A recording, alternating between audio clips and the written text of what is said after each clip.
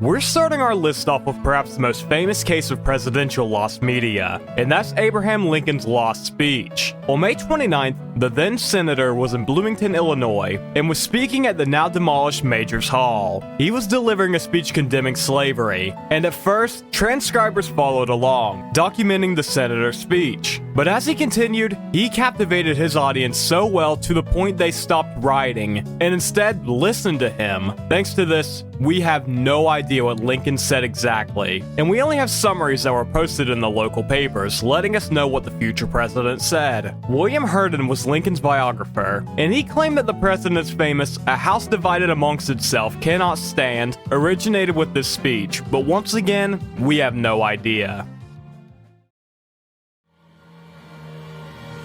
December 7, 1941. An American airplane dropped one bomb on Hiroshima. What your country can do for you. That I welcome this kind of examination because people have got to know whether or not their president's a crook. Well, I'm not a crook. I shall resign the presidency effective at noon tomorrow. Vice President Ford will be sworn in as president. I must say to you that the state of the union is not good. Mr. Gorbachev, tear down this wall.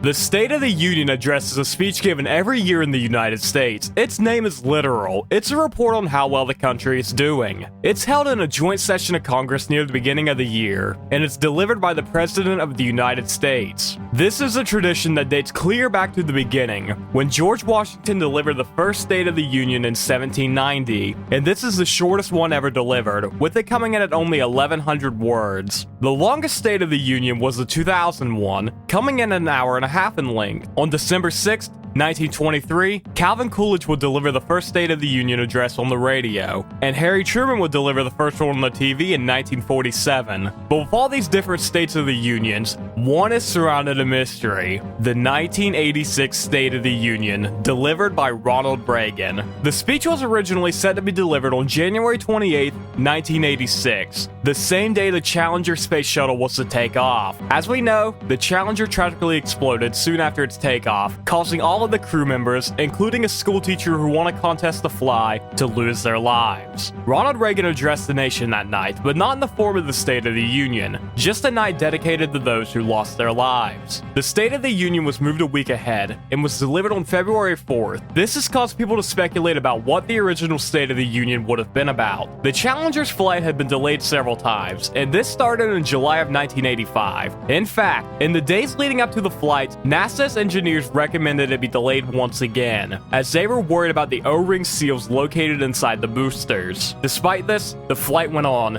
and the engineers' concerns were right, as this is what caused the Challenger to fail. Now let's get back to Reagan. On the morning of the launch, the Wall Street Journal reported that Reagan would include a segment dedicated to heroes. In particular, Reagan wanted to speak to Kristen McAuliffe, the aforementioned school teacher. Putting all of this together causes people to think that the Challenger launch was rushed so it can be included in the State of the Union. This has been denied by the Reagan administration, and the smoking gun, a verified pre-Challenger disaster copy of the State of the Union address, has not come forward, leading people to speculate on the true background of the incident.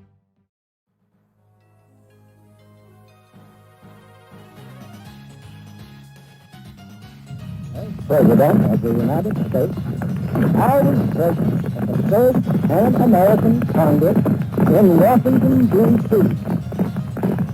Believe that with God's help, our two countries shall continue to live side by side in peace and prosperity. Benjamin Harrison. What you just heard was the first ever voice recording of a president, the 23rd, Benjamin Harrison, who served between 1889 to 1893. This recording was made using a phonograph, which would capture sounds using that big horn, and the vibrations of the sound would carve a wax cylinder, providing a recording. But calling Harrison's voice recording the first may be wrong, as rumors have circulated about 2 other presidents having their voice recorded. We're gonna start with Abraham Lincoln, who already featured on this list with this speech. Now, Lincoln died in 1865, and the phonograph was made in 1877, 12 years after this, so case closed, right? Well, not exactly, as the phonograph wasn't the first invention made to record sound. Behold, the phonautograph, which was invented in 1857, 8 years before Lincoln died, giving us the possibility of a recording. But when the phonautograph was made, it was impossible to play back the recordings at first. It wouldn't be for another 150 years until we were able to play back phonautograph recordings, and the absolute oldest recording we have is this.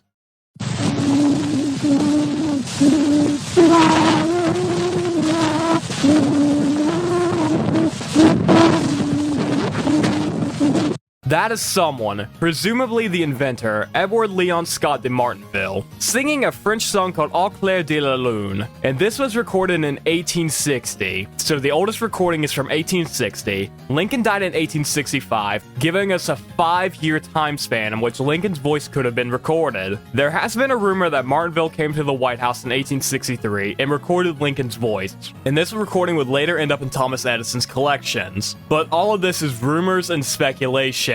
There's no solid evidence Martinville was in the States in the 1860s, but as we established, it is possible that Lincoln's voice was recorded. And keep in mind, the recordings made by the phonautograph were insanely fragile, and we're talking about something that if it was made 150 years ago. But like we said, Lincoln isn't the only president speculated to have a missing voice recording. This is Rutherford Hayes, a president you've probably never heard of. He was the 19th president, and he took the office 12 years after Lincoln died. And now we're in the era of the phonograph, the first device that was able to record and play back audio on its own. The oldest voice recording made with a phonograph comes from 1877, the same year President Hayes took the office. According to the Miller Center, on December 30th, 1877, Thomas Edison paid a late-night visit to the White House and demonstrated his new invention to the president, recording his voice. Now, finding information on this was hard, and the first source I read was on Facebook,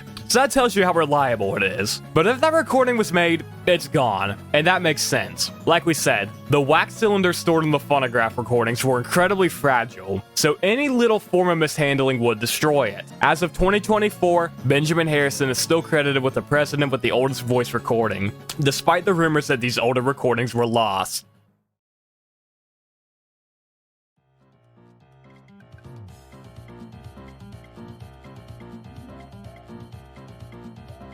Let's take it a step down from recordings and now discuss photography. This is President John Quincy Adams, the 6th president who served between 1825 to 1829. And this is the earliest photo of a president to ever be taken, and will be taken in 1843, 14 years after he left the office. But the first sitting president to be photographed will be number 11, James Polk, pictured here. Well, James Polk is the first president to have his picture taken and survive, as William Henry Harrison, the 9th president, had his picture taken as well. On March 4th, 1841, William Henry Harrison had just delivered the longest inaugural speech at that time, and even today. He was then sat down, and he had his picture taken. This picture has since gone missing. Like we said, 2 years later, that picture of John Quincy Adams will be taken, marking the oldest photo of a president to survive. Here's another photo of John Quincy Adams that was taken around the same time, and I only wanted to include it because, Jesus Christ, he looks terrifying in this. This is something that would be in an analog horror, and that photo itself was lost for a very long time, and if you ask me, it should have stayed lost because Jesus Christ. Anyways,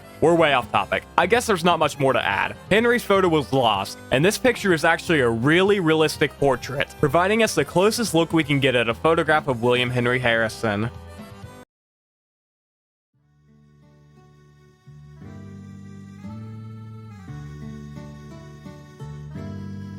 On December 14th, 1799, after a prolonged and insanely overblown treatment schedule, George Washington became the first president to pass away. Very soon after this, the widowed Martha Washington would begin the process of burning several decades worth of love letters shared between the two. These letters spanned in between important events like the Revolutionary War and Washington's 8 years of presidency, and would have provided a deeper look into the private life and feelings of our nation's first couple. But Martha wanted these feelings to be kept private forever, prompting her to burn them all. And this may be the only case of media being intentionally destroyed for a good reason. But I don't know. Let me know, was there something else destroyed for a good reason? Martha Washington would pass away 3 years after her husband, taking the secret of the letter's content to the grave.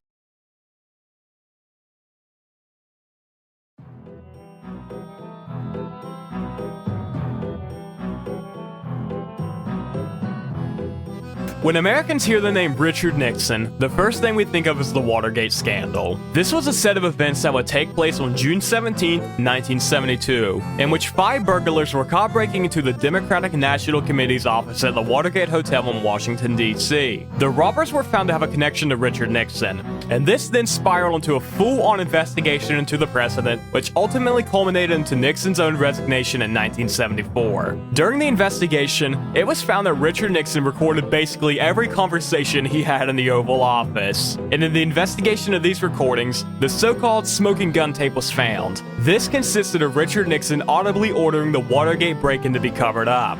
But this wasn't the only oddity in these recordings. During the investigation, an 18.5-minute-long recording of silence was found. Nixon's secretary, Rosemary Woods, claimed she had accidentally recorded over 5 minutes of that 18, and the rest of it was wiped when she was trying to listen to the re-recorded portion. Now, not everyone agrees with this story. Some believe rather Nixon or Woods wiped this footage on purpose, and some of the conspiracies surrounding the wiped audio get pretty wild, from war deals with the Soviet Union to deals with terrorists to a slightly more believable explanation that it contained more evidence to the Watergate break-in, considering this audio was recorded and wiped 3 days after the hotel robbery.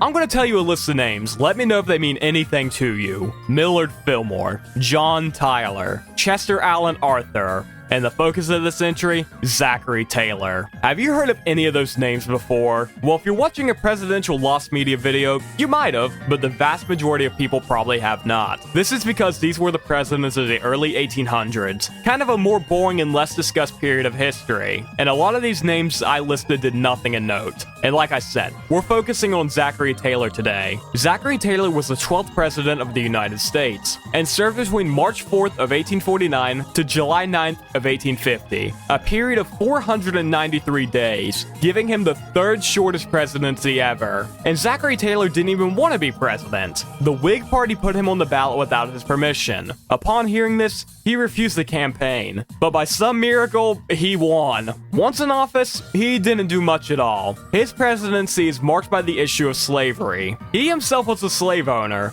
but was against the expansion of slavery, pushing New Mexico and California to gain statehood as free states. But before he could really accomplish anything, he died only 1 year into his term, causing them to all but be forgotten about in history textbooks. And the Union Army helped cause this. After the president's death, the majority of his personal papers were stored at the plantation home of his son in Louisiana. During the American Civil War, the home was raided, and many of the papers there were burnt or otherwise lost, leaving a massive hole in the documentation of Taylor's life. This also happened to John Tyler, the 10th president. His house was raided, and many of his papers stored there were also lost.